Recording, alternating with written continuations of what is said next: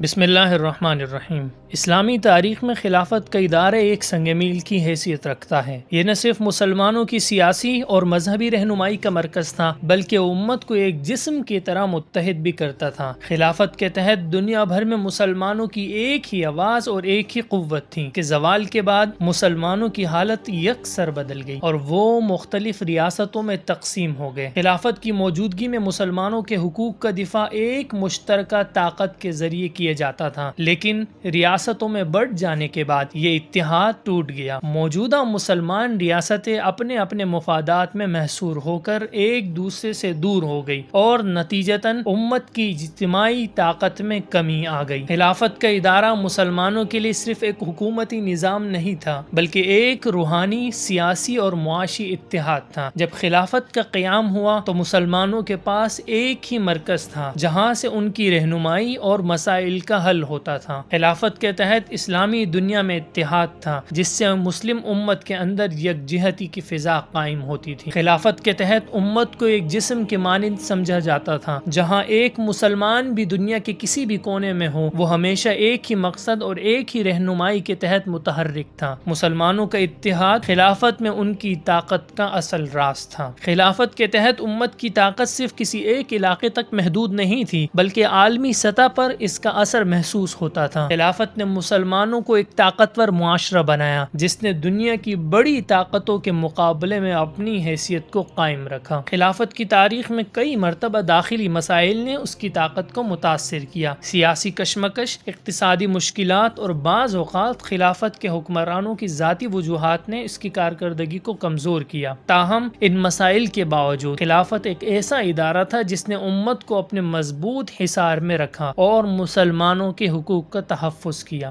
خلافت کی کمزوریوں کے باوجود اس کے ذریعے مسلمانوں کو عالمی سطح پر ایک شناخت حاصل تھی۔ خلافت کے دور میں مسلمان عالمی سیاست میں اہم کردار ادا کرتے تھے اور اپنے مشترکہ مفادات کا دفاع کرتے تھے۔ جب دنیا کی بڑی طاقتیں مسلمانوں کے خلاف سازشیں کرتی تھیں تو خلافت نے ان سازشوں کا مقابلہ کیا۔ خلافت نے عالمی سطح پر مسلمانوں کے حقوق کا دفاع کیا، چاہے وہ دینی حقوق ہو یا سیاسی۔ خلافت کے زوال کے بعد یہ کام مختلف ریاستوں کے درمیان تقسیم ہونے کے باعث مشکل ہو گیا۔ خلافت کے زوال کے بعد مسلمانوں نے مختلف ریاستوں کی شکل اختیار کی۔ ہر ریاست نے اپنی اپنی سیاسی، اقتصادی اور ثقافتی پالیسیاں اپنائی۔ اس کا نتیجہ یہ ہوا کہ امت کا اتحاد ٹوٹ گیا اور مسلمان ایک دوسرے سے الگ ہو گئے۔ مختلف اسلامی ریاستوں میں سیاسی اختلافات اور علاقائی مفادات نے امت کی طاقت کو مزید کمزور کر دیا۔ ہر ریاست اپنے مفادات کے تحت عالمی سطح پر حرکت کرتی ہے جو کہ امت کی اجتماعی طاقت کے برخلاف۔ مسلم ریاستیں آج کل اپنے داخلی مسائل میں مبتلا ہیں اور عالمی سطح پر ان کی اثر اندازی کم ہو چکی ہے۔ مختلف مسلم ریاستوں کی آپس میں عدم ہم آہنگی اور عالمی طاقتوں کے ساتھ تعلقات نے مسلمانوں کو کمزور کر دیا ہے۔ خلافت کے بعد مسلمانوں کا اتحاد ٹوٹ گیا اور مختلف سیاسی اور مذہبی اداروں میں بٹ گئے۔ اس کے نتیجے میں امت کی اجتماعی طاقت کمزور ہو گئی اور مسلمانوں کی قوت عالمی سطح پر اثر انداز نہیں ہو سکی۔